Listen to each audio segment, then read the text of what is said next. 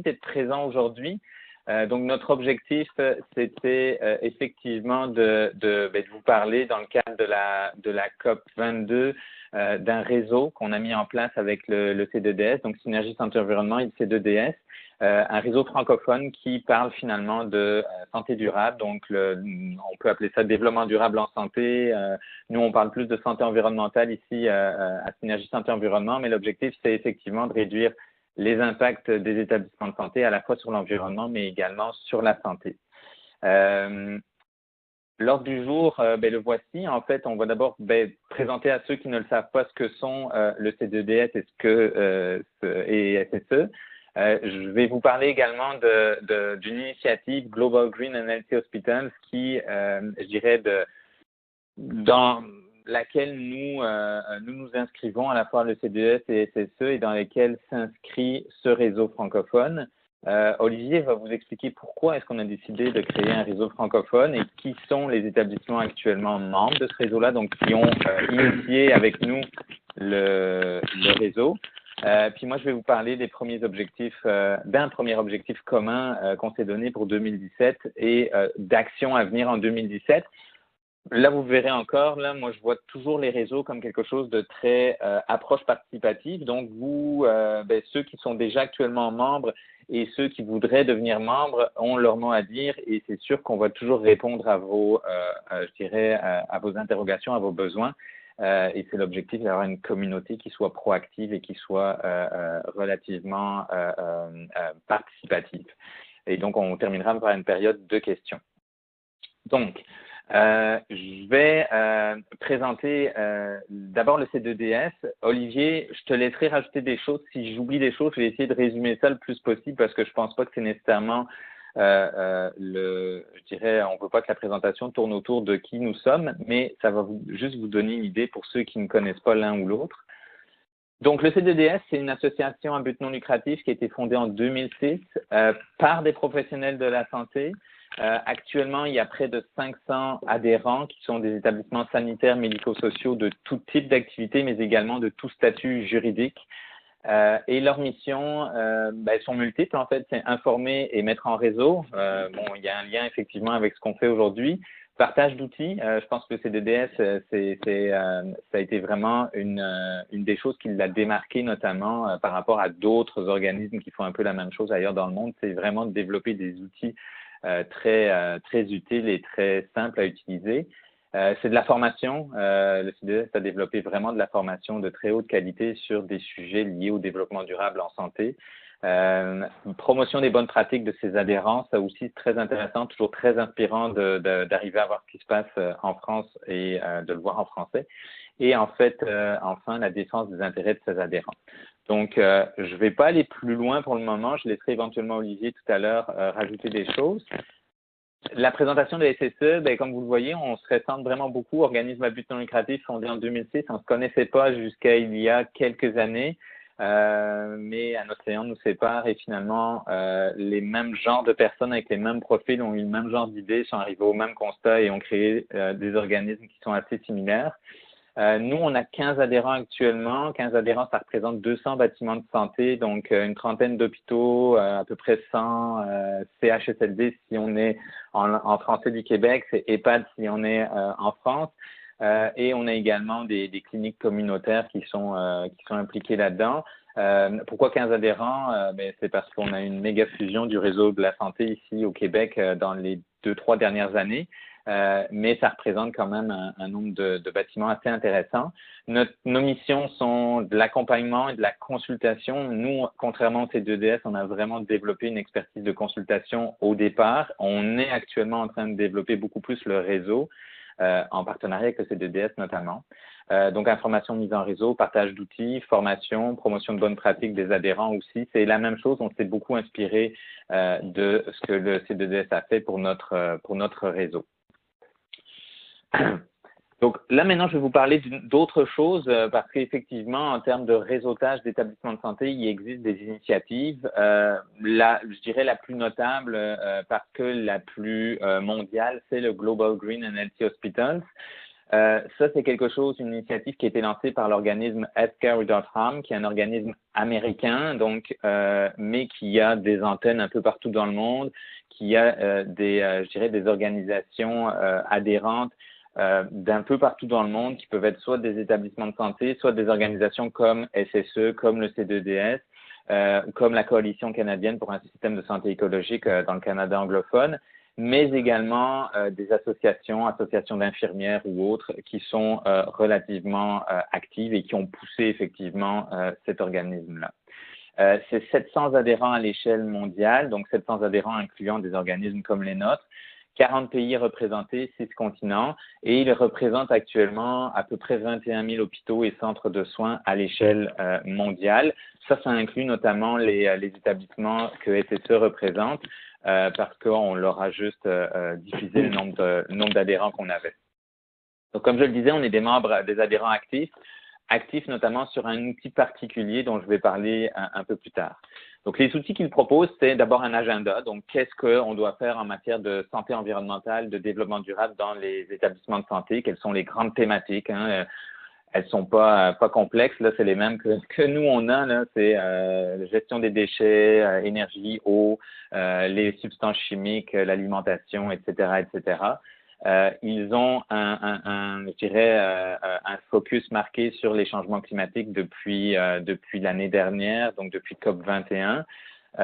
Ils ont surtout développé quelque chose qui est intéressant, qui n'est pas nécessairement toujours simple à utiliser, pas parce que c'est pas simple, mais parce qu'on n'a pas le temps nécessairement. C'est une plateforme collaborative, un genre de Facebook qui regroupe effectivement leurs adhérents, qui s'appelle Connect. Nous sommes, quand je disais, des adhérents actifs, le CDDS et SSE, donc on est relativement présent sur cette plateforme-là. On répond à des questions que des personnes, des établissements de santé auraient pu poser de n'importe quel pays dans le monde. Et nous, on véhicule aussi également des questions qu'on se pose ou des questions que certains de nos adhérents se posent. Ce qui est intéressant, juste pour vous mentionner, c'est que c'est accessible gratuitement. Connect, en tout cas, les adhérents de SSE ont tous des comptes. Ils ne l'utilisent pas nécessairement, mais c'est aussi accessible en français dans une certaine mesure. C'est sûr que c'est très axé quand même actuellement anglophone et hispanophone parce que deux communautés relativement actives et ça fera le lien vers le réseau francophone que nous, on veut mettre en œuvre. Ils ont une série de formations en ligne, donc des webinaires sur différents types de sujets et des documents de référence.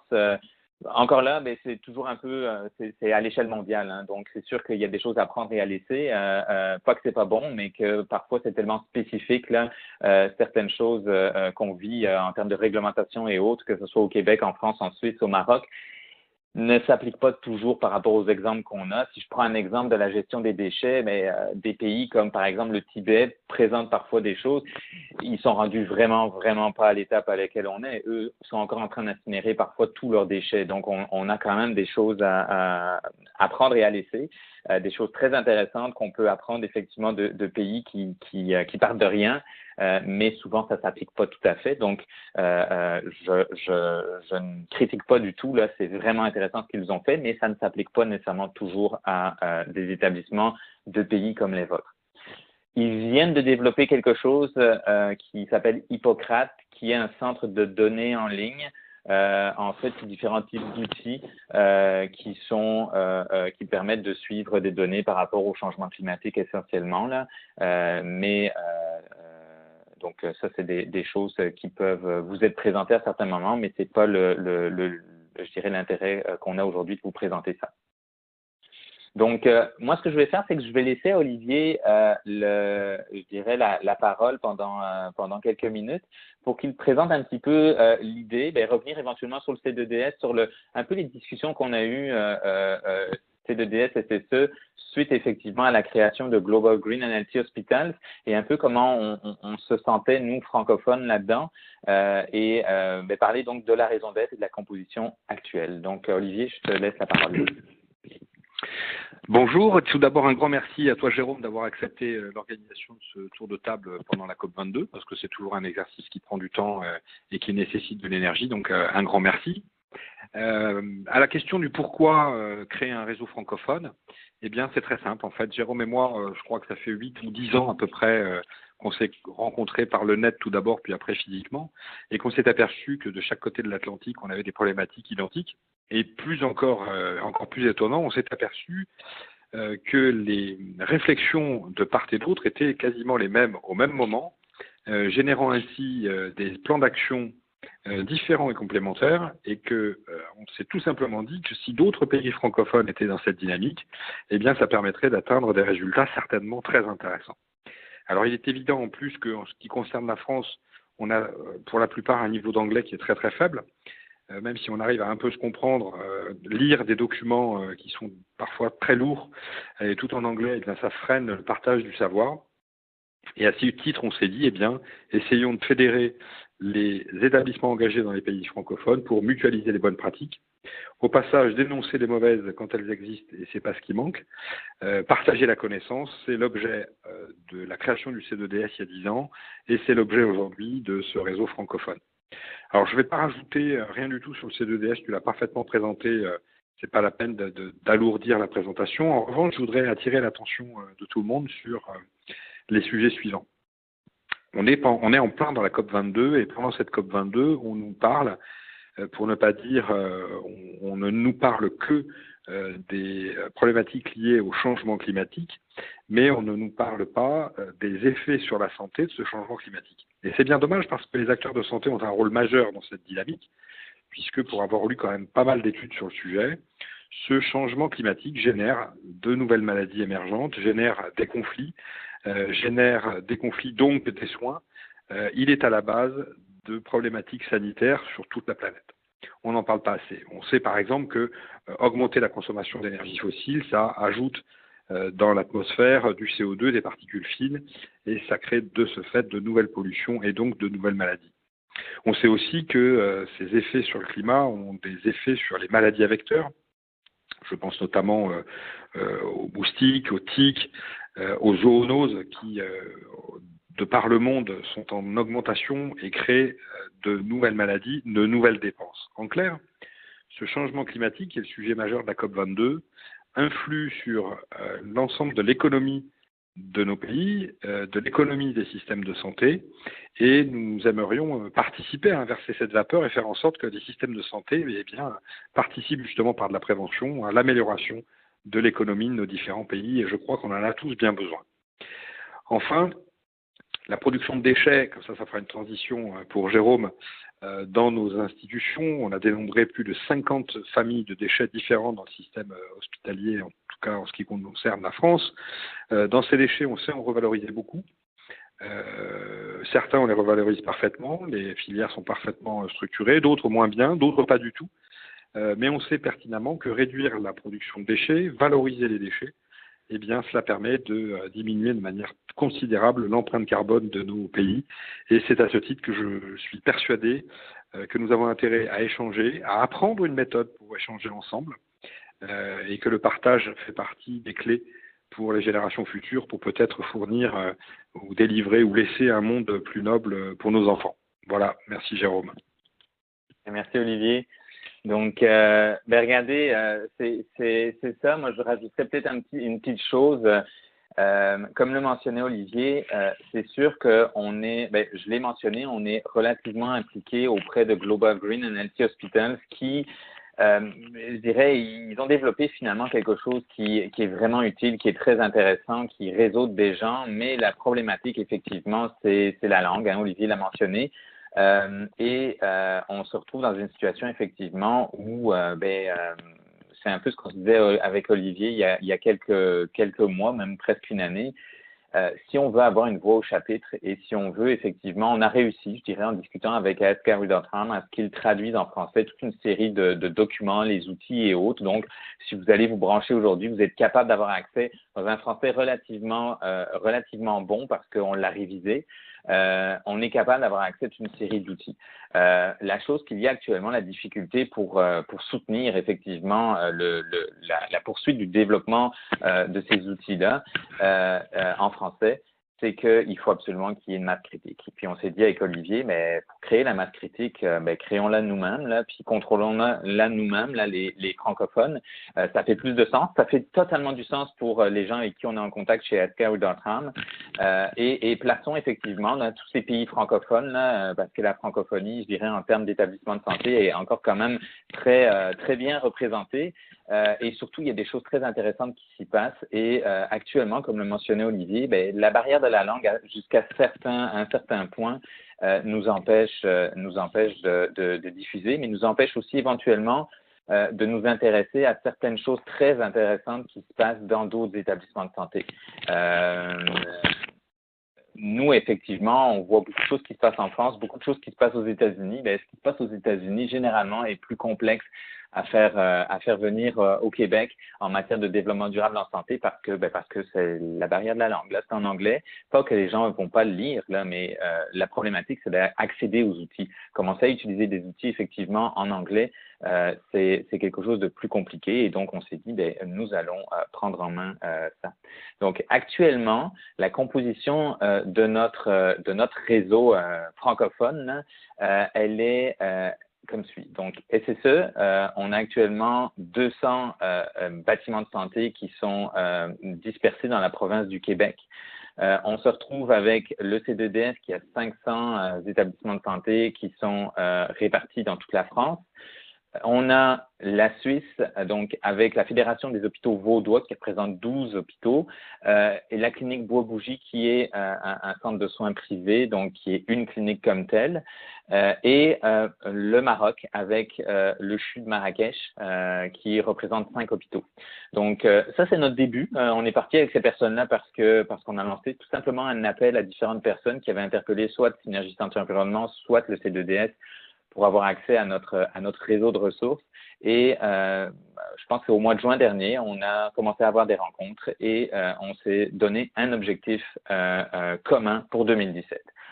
En fait, notre idée, effectivement, si je reviens encore là à Global Green Analysis Hospital, c'est qu'actuellement, il n'y a pas d'objectif précis.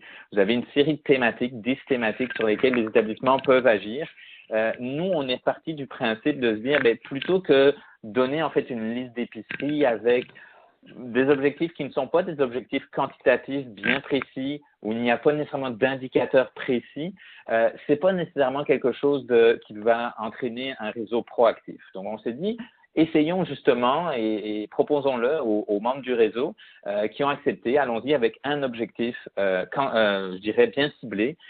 Et je vous dirais, on est parti totalement au bout du spectre du développement durable en santé, le genre de choses dont personne ne veut s'occuper. Puis je le dis notamment au Québec parce que c'est compliqué de parler de ça, c'est la gestion des DASRI. Donc, la volonté, c'était avancer de façon pragmatique, apporter une réflexion santé durable à une thématique complexe qui est celle de la gestion de ce qu'on appelle les DASRI, déchets d'activités de soins infectieux, notamment en France, qu'on appelle déchets biomédicaux au Québec.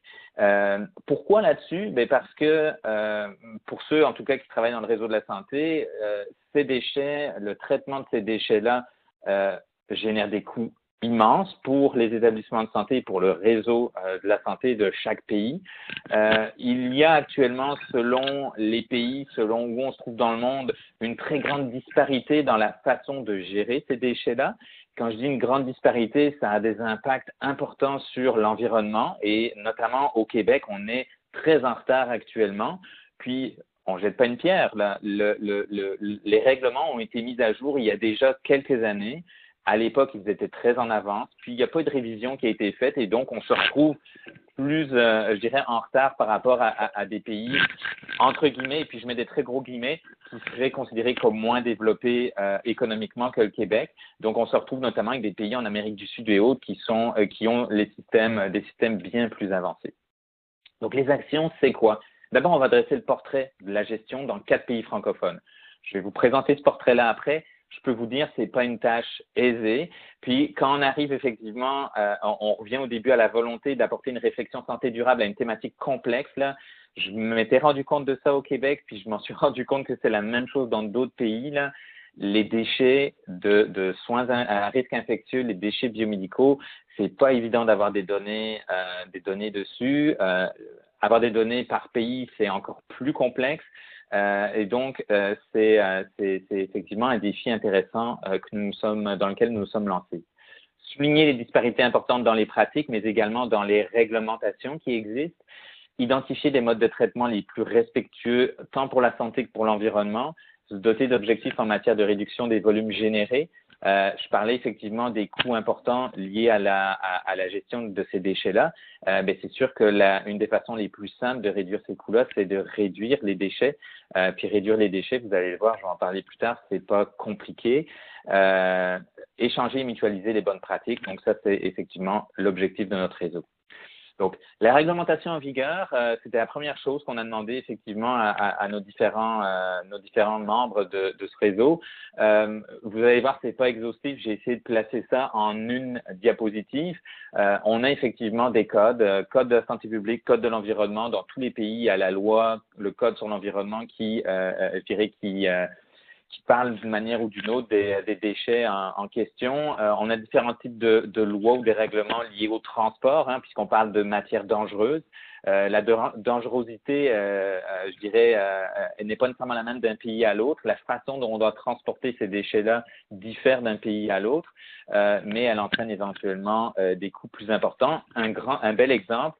Au Québec, on en a discuté il n'y a pas longtemps avec le ministère de la Santé, il y a une obligation dans le règlement de transporter les déchets dans des camions réfrigérés. Alors que ce n'est pas le cas nécessairement dans un État comme la Floride, qui est quand même pas mal plus chaud que le Québec toute l'année. Au Québec, il faut bien penser qu'on a à peu près 6 mois par année où on est proche de zéro. Donc, c'est toutes des questions qui ont des impacts importants sur les gaz à effet de serre générés par les camions, mais également sur le type de transporteur auquel on a accès et qui augmente les coûts de transport de ces déchets-là.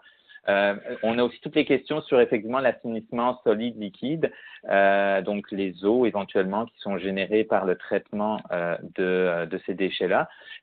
Donc, c'est toutes des choses éventuellement auxquelles on va s'intéresser, mais c'est sûr qu'on n'a pas la prétention de venir changer des règlements dans les pays ou des endroits dans le monde où où les règlements sont pas nécessairement les plus à jour et les plus avant-gardistes. Et l'objectif, c'est effectivement de pouvoir échanger, de pouvoir présenter, notamment ici au Québec, là, je vais parler pour ma paroisse, de présenter effectivement ce qui se fait de mieux en France, au Maroc, en Suisse, s'il y a des choses qui se font mieux qu'au Québec. Puis, de ce que j'ai vu, j'en suis assez persuadé. Définition. Ça, c'est pas mal. La définition sont sensiblement les mêmes. On a des déchets qui présentent un risque infectieux et des déchets qui en présentent ou n'en présentent pas, mais qui ont des caractéristiques particulières qui font d'eux des tasseries ou des déchets biomédicaux. Donc, ça peut être des objets piquants tranchants. J'ai pas besoin de faire un portrait, il y a une image là, mais il y en a effectivement une multitude dans le réseau de la santé. Des déchets sanguins, des fluides organiques, donc par exemple des compresses imbibées de sang et autres suite à une opération qui peuvent être placées dans les sacs jaunes. Et ensuite, on a les déchets anatomiques humains, donc qui peuvent être des morceaux de membres, des organes, des placentas et autres, et qui, eux, doivent être qui sont assimilés à des dasseries. Donc, ça, c'est relativement similaire. Là, les mots changent un peu, là, mais quand on regarde ce qui existe dans les différents pays francophones, on est pas mal sur la même longueur d'onde. Les volumes annuels, c'est là où ça commence à devenir amusant, c'est que c'est très difficile d'obtenir des données. On a des données pour la France et pour le Québec, on a réussi à obtenir des données pour l'ensemble, je dirais, du pays. Mais c'est des données, pour en avoir discuté notamment avec Vipke en France, c'est pas évident. C'est des données qui datent. Au Québec, c'est la même chose. Il n'y a pas l'air d'avoir un registre, je dirais, national auquel on peut avoir accès. On n'est pas en open data du tout sur les déchets biomédicaux. C'est compliqué. Nous, au Québec, ça se relance la balle. Là. On demande au ministère de la Santé. Il nous dit non, c'est le ministère du Développement durable qui s'occupe de ça. Le ministère du Développement durable nous dit ah oui, mais c'est une patate chaude, on ne sait pas trop. Donc, les données auxquelles on a eu accès, c'est des données qui ont été colligées par des universités et qui donnent qu'au Québec, on a à peu près 10 000 tonnes de déchets, donc de déchets par année.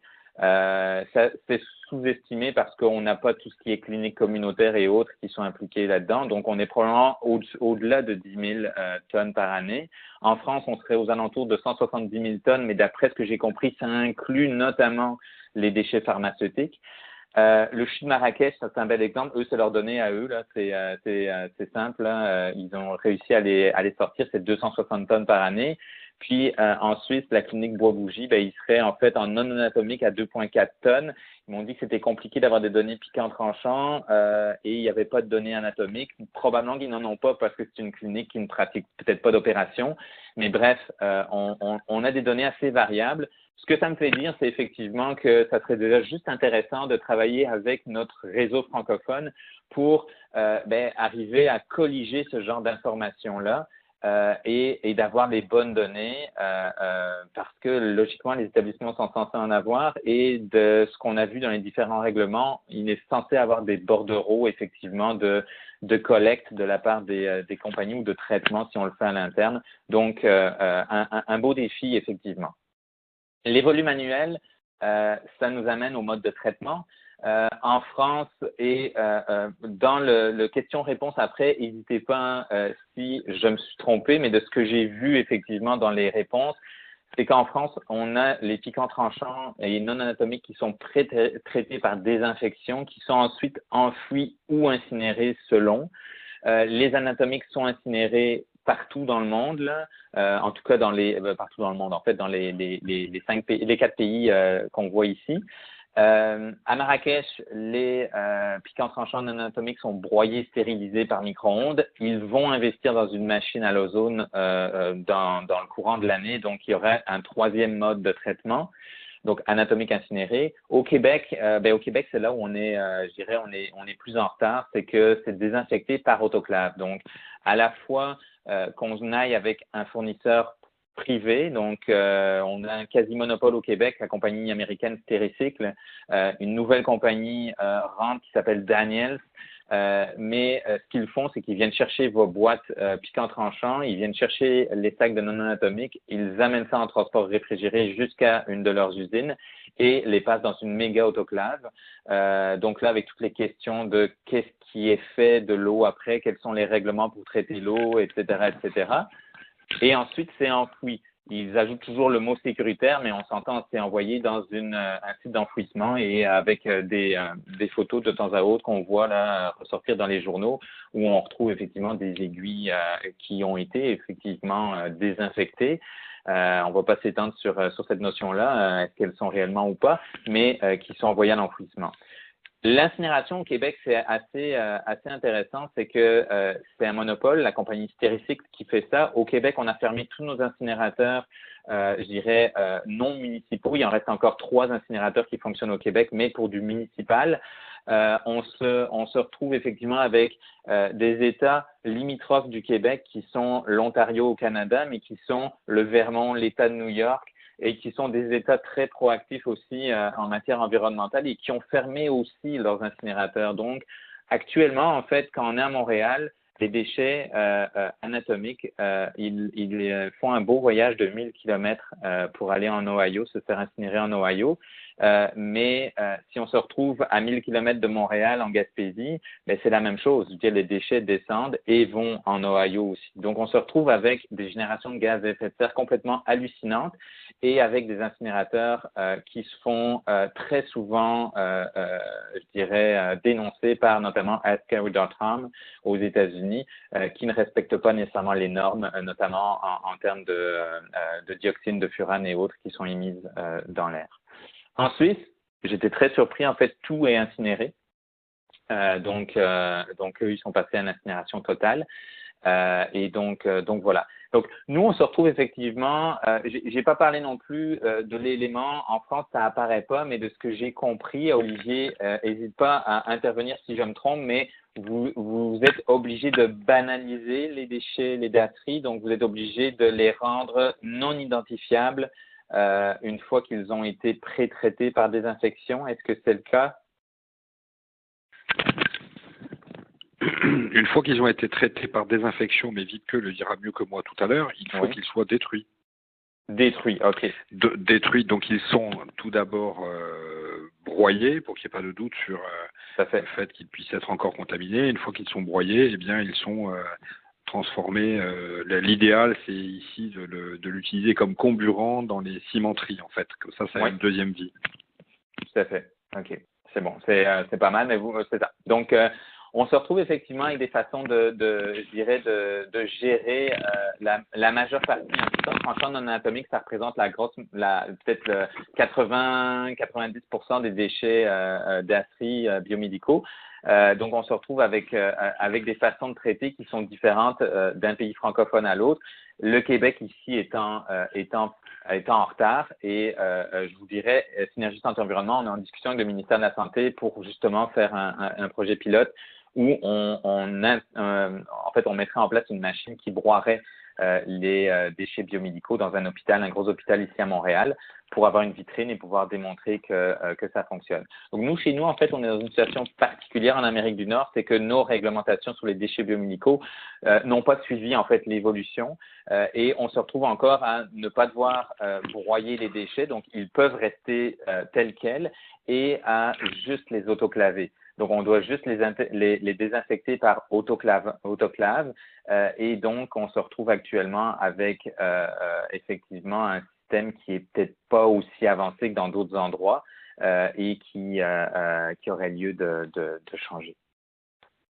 Donc, ça présentait, en fait, je veux juste vous parler d'une chose ici par rapport aux déchets biomédicaux. C'est juste partager avec vous quelque chose qui, moi, m'avait très interpellé il y a 10 ans.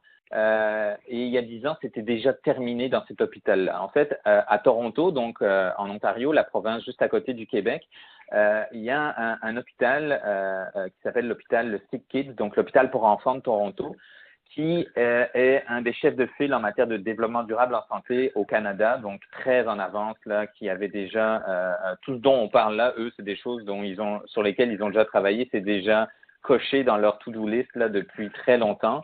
Eux, ce qu'ils ont fait, c'est qu'effectivement, ils ont révisé complètement leur façon de gérer les déchets biomédicaux, les DASRI. Et donc, l'idée, c'était d'introduire en fait des boîtes, notamment de piquants tranchants, qui puissent être stérilisées et réutilisées.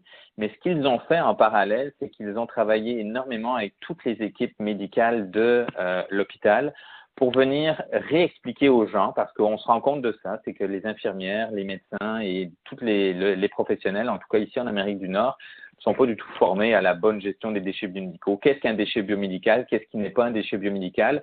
Moi, j'ai déjà eu des discussions avec des infirmières qui me disaient, tu sais, moi, je mets mes piles dans les boîtes jaunes.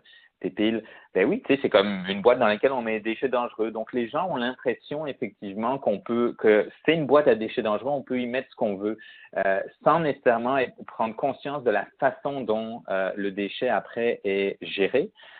Donc, c'est sûr que si on met une pile contenant du plomb, du cadmium ou d'autres choses là et qui va passer dans une autoclave, il y a peu de chances que la pile reste entière et il y a des grandes chances que toutes ces belles matières chimiques se retrouvent à un moment donné dans l'environnement. Mais outre ça, en fait, c'est toute la notion de combien ça coûte effectivement de gérer ça. Au Québec, là, c'est à peu près 10 fois plus. Donc, gérer une tonne de déchets biomédicaux de DASRI, ça coûte 10 fois plus que d'envoyer une tonne de déchets domestiques à l'enfouissement.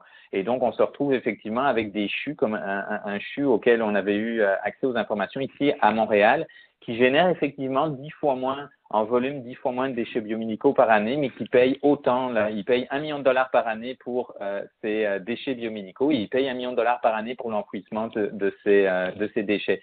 Donc, on se retrouve avec une situation où, ne serait-ce que d'éduquer les gens et de regarder dans les boîtes de piquants tranchants, vous avez probablement parfois 80% de choses qui ne sont pas du piquant tranchant, qui ne devraient pas y être. Et qui pourraient être soit recyclés parce qu'on parle de toutes les boîtes donc les emballages de bouteilles de vaccins, de virus ou autres. On a toute une série de choses qui ne devraient pas y être. Et l'hôpital dont je vous parlais à Toronto, ce qu'ils ont réussi, c'est en moins de 10 ans de réduire effectivement de 80% les volumes de déchets biomédicaux qu'ils génèrent, sans avoir une augmentation d'accidents de travail liés à des piqûres et autres aux déchets biomédicaux, sans avoir d'impact sur effectivement la santé de leurs employés, mais en ayant des gros impacts sur la santé financière de leur hôpital, par exemple. Donc, c'est des sommes assez importantes. Donc, ça, c'est quelque chose, je pense, qui pourrait faire partie d'actions à venir en 2017, de commencer à réfléchir en réseau francophone et de se dire, mais effectivement, est-ce qu'on pourrait développer un genre de campagne d'éducation sur la bonne gestion des DAFRI, des déchets biomédicaux, qu'est-ce qui ne doit pas se retrouver dans une boîte. Comme je vous le disais, là, les réglementations, les définitions de ce qui est, de ce qui n'est pas dans les différents pays francophones sont très similaires et je pense qu'il y aurait lieu probablement de peut-être partir un pilote avec un ou deux établissements qui seraient intéressés, disons un établissement dans chaque pays, et de partir un pilote et de se dire on se donne un an là pour réduire nos déchets. Nous, C2DS SSE, on vous accompagne là-dedans en termes vraiment de logistique, d'affichage, de campagne, de développer cette campagne-là avec des affiches et autres, et on revient un an après, puis on voit de combien vous avez réduit. C'est sûr que pour commencer, il va falloir qu'on travaille fort sur la collecte de données au départ, mais peut-être partir avec 4 établissements, un dans chaque pays, ça serait un bon point de départ pour juste démontrer ce qu'on peut faire. Les autres actions, c'est que nous, au Québec, comme je vous le mentionnais, on a vraiment analysé le règlement qui existe actuellement et qui est défaillant, déficient à différents niveaux. Et on aimerait beaucoup l'amener vers une version mise à jour. Et pour ce faire, en fait, on s'est dit qu'on allait écrire un livre blanc sur la gestion des déchets biomédicaux au Québec. Je l'ai mentionné, j'ai peut-être pas assez appuyé là-dessus, mais il y a quelque chose qui nous dérange énormément ici depuis au moins 10 ans, depuis que je connais Olivier et même avant, c'est qu'on a un monopole au Québec sur la gestion des déchets d'AFRI. Et ce monopole-là entraîne effectivement des coûts énormes et entraîne que la réglementation évolue pas et qu'on se retrouve effectivement à pas bien gérer ces déchets-là ou pas de façon aussi optimale qu'on pourrait. Donc l'idée du livre blanc, c'est de venir mettre un petit peu, de remettre toutes les pendules à l'heure, là, d'aller chercher de l'information à la fois sur quels sont les impacts. On parle des changements climatiques, on est dans la COP22. Quels sont les impacts de changement climatique actuellement liés à la gestion et au transport énorme qu'on fait? Quels sont les impacts sur la qualité de l'eau? Quels sont les impacts sur les finances des établissements de santé et comment on peut aller de l'avant? En parallèle, il y aurait effectivement l'idée de tester une machine de déchiquetage des déchets biomédicaux. Puis il n'y a rien qui empêche que ce livre-là, ce livre blanc, s'étende un petit peu à ce qui se passe ailleurs. Nous, c'est sûr qu'on veut faire une analyse des réglementations qui existent dans les différents pays pour donner en fait je dirais des arguments ici aux fonctionnaires qui gèrent ces dossiers-là. Deuxième chose, c'est après discussion avec les membres actuels de notre groupe, de notre réseau, c'était de mettre sur pied en fait un Google Group, un groupe Google. En fait, l'idée, c'est d'avoir une adresse générique à laquelle l'ensemble des établissements de santé francophones qui font partie de notre réseau peuvent envoyer des questions, envoyer des commentaires, des réflexions et autres. L'avantage, c'est que c'est une adresse courriel, c'est simple, c'est comme si vous m'écriviez à moi, sauf que tout le monde y a accès et tout le monde peut y répondre. Et vous décidez à quelle fréquence vous voulez obtenir est-ce que vous voulez recevoir à chaque fois que quelqu'un pose une question ou une fois par jour, une fois par semaine. L'avantage pour nous, c'est que nous allons pouvoir reprendre ces questions-là et les véhiculer directement sur Global Green and Healthy Hospitals Connect et les transférer en anglais, les transférer en espagnol pour aller chercher des réponses d'autres pays donc qui ne sont pas francophones et de pouvoir justement commencer à échanger beaucoup sur le réseau. Je vous dirais, c'est vraiment intéressant parfois de se dire que, en plus avec le décalage horaire, là, quelqu'un au Maroc pose une question à cette heure-ci. Nous, au Québec, on a, et en France, vous voyez la question, vous êtes capable de trouver de l'information et le lendemain matin, quand la personne se rebranche au Maroc, elle a effectivement toute une série de réponses à sa question et éventuellement des documents de référence et autres. Donc ça, c'est un peu l'idée du groupe. Moi, j'ai utilisé à plusieurs reprises ce genre de groupe-là, que ce soit au Canada, donc parce qu'un groupe existait au Canada entre établissements de santé ou que ce soit Global Green and Healthy Hospitals, puis c'est c'est quand même impressionnant l'information et la rapidité avec laquelle on peut recevoir des réponses à des questions qu'on se pose parfois existentielles depuis longtemps en matière de développement durable en santé. Donc, intégration du réseau francophone à Global Green Healthy Hospital, c'est sûr que nous, ce lien-là, moi, personnellement, je veux le garder, puis je veux que leur réseau à eux aussi grossisse. Si on est capable d'aller chercher, on le voyait tout à l'heure, là, entre SSE, le C2DS, on est déjà presque à 1000 établissements de santé. Si on est capable d'aller en chercher d'autres en Suisse, d'autres au Maroc, en Belgique et dans d'autres pays francophones, l'idée, c'est qu'on commence à avoir une masse critique d'établissements qui sont présents sur Global Green Healthy Hospitals et on peut effectivement faire valoir certaines choses à ce groupe-là. L'autre chose, c'est qu'on voudrait établir des objectifs quantifiables avec des indicateurs communs et simples, pas nécessairement pour 2017, là, mais je dirais dans les années à venir. On pourrait effectivement commencer à regarder et voir ce qui vous intéresserait, les établissements de santé. Nous, on est très quantifiable, hein, on aime ça, là, avoir des chiffres parce qu'il n'y a rien de mieux que ça. Du qualitatif, c'est bon jusqu'à un certain point. À un moment donné, si on veut voir comment on évolue, il faut absolument du quantitatif. Puis on est capable de vous aider. Comme je le mentionnais, il y a déjà des outils qui existent, qui ont été développés par CDDS, qui ont été adaptés par SSE pour le Québec, qui sont relativement puissants, qu'on peut faire évoluer encore selon les besoins et qui vont permettre effectivement d'avoir, de vous donner à vous, là, chaque établissement de santé, un portrait de où vous en êtes et de comment vous évoluez là-dedans. Donc, objectif quantifiable, indicateur commun et simple, je pense que c'est quelque chose d'intéressant et qui va faire du sens. Et ça n'existe pas actuellement chez Global Green Healthy Hospitals. Et la dernière chose, une chose à laquelle on a pensé avec Olivier et à laquelle on rêve depuis quelques mois, voire années déjà, c'est de jumeler, commencer à jumeler des établissements de santé. Donc, vous êtes probablement habitués avec ça pour les villes, hein, donc des établissements de santé qui sont pas des établissements de santé, des villes qui sont jumelées, là, une ville italienne jumelée à une ville de Montréal, une ville de Paris qui est jumelée une ville de France jumelée à une ville du Maroc. Et l'idée, ça serait de faire un peu la même chose avec des établissements de santé.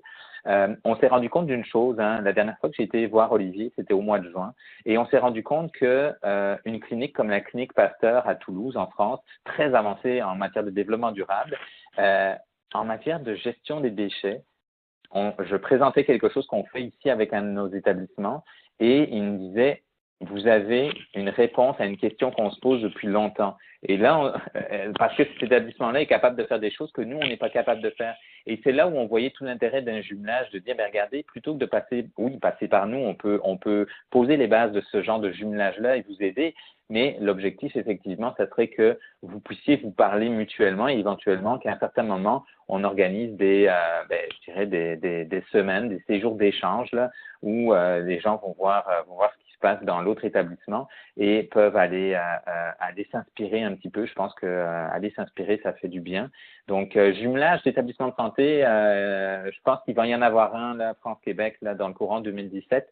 On a déjà nos 2 établissements. Il faut juste qu'on arrive à placer ça et organiser ça. Mais c'est quelque chose que on aimerait aussi vous proposer, là. Donc, on va vous laisser réfléchir à ça et nous revenir éventuellement, là, si c'est des choses qui vous intéressent. Donc, je vous dirais, moi, ça fait le tour, là. Je vais, comme je vous le mentionnais, ouvrir la ligne. J'ai pas encore eu de questions sur le chat, mais je vais vraiment ouvrir la ligne. Comme ça va laisser à chaque personne le loisir de...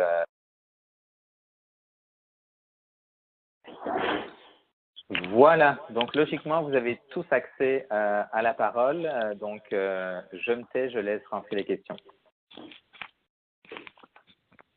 Ou les commentaires. Bonjour. Est-ce que vous entendez? Oui. Tout à fait. Oui. Nathalie Ronzière, centre hospitalier de Cannes. Bonjour à tout le monde. Deux points. Un premier concernant la gestion des dasseries en France. Selon le type d'organisme qui les traite, ils ne sont pas systématiquement détruits avant d'être incinérés. D'accord. Voilà. Nous, ils sont simplement, effectivement, ils sont collectés, ils sont désinfectés, enfin, ils sont incinérés, ils sont même pas désinfectés, ils sont incinérés directement à 1000 degrés.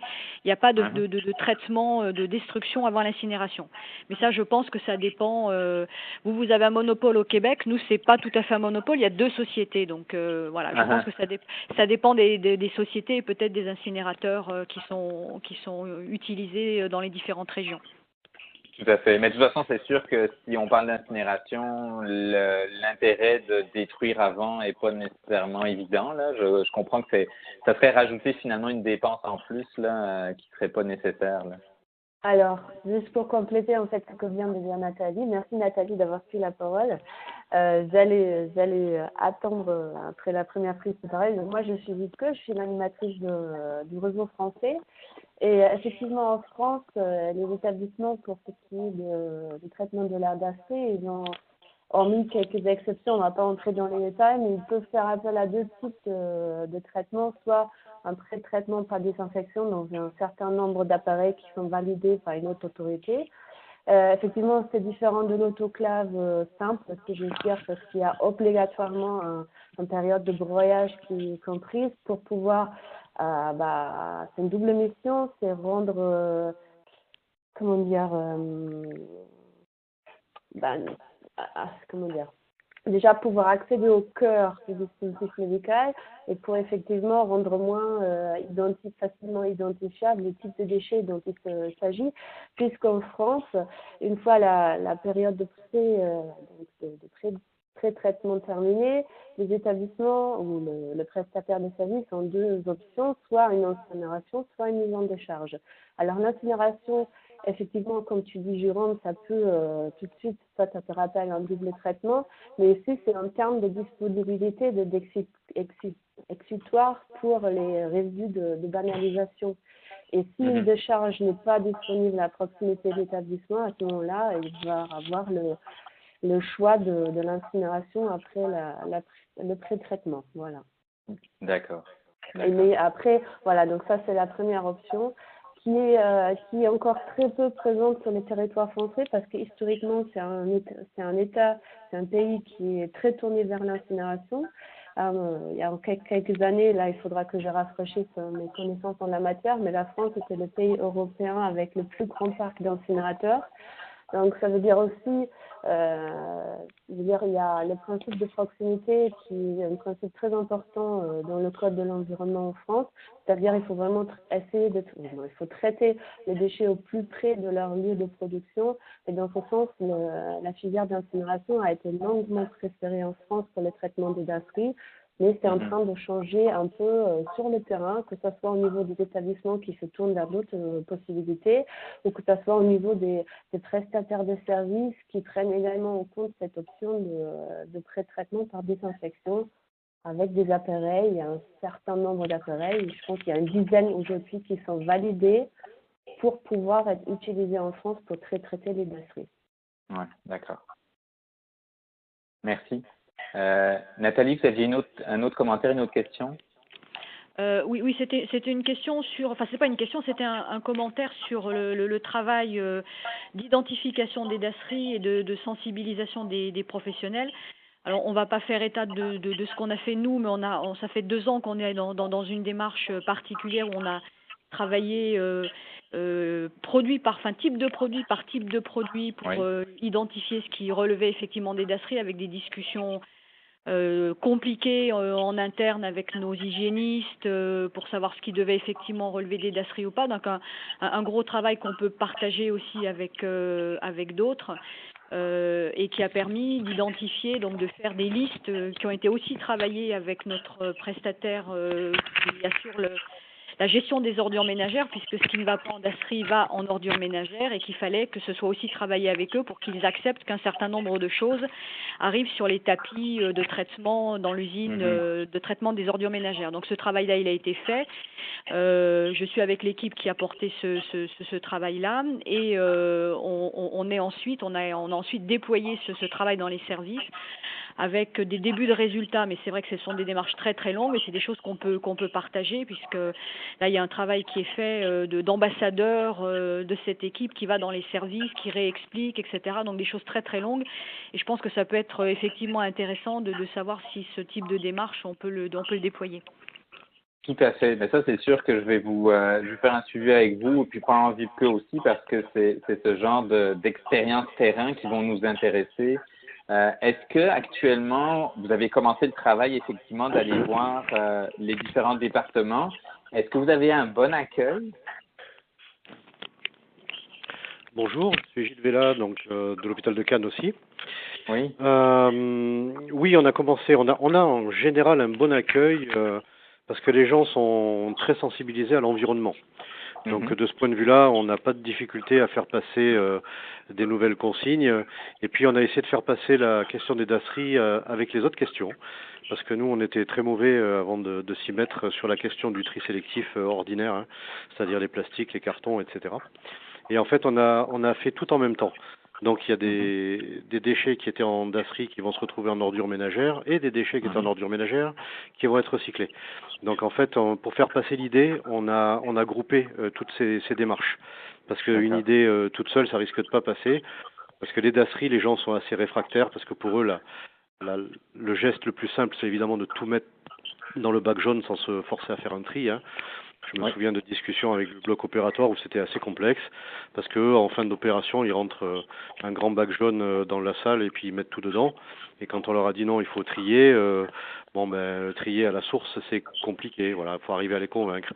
Mais on y arrive petit à petit. Voilà, mais c'est très très long.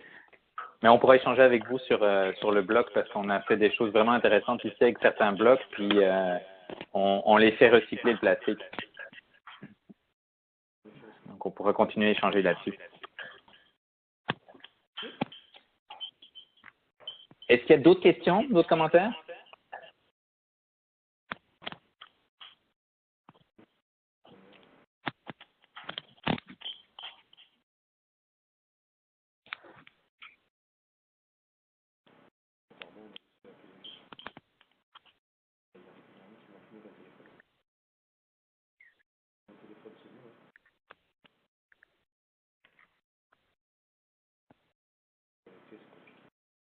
Regardez, s'il n'y a pas d'autres questions, moi je vous proposerais d'arrêter la présentation ici. C'est sûr que pour la plupart d'entre vous, c'est la fin de la journée. Nous, on est en début de journée ici. Donc,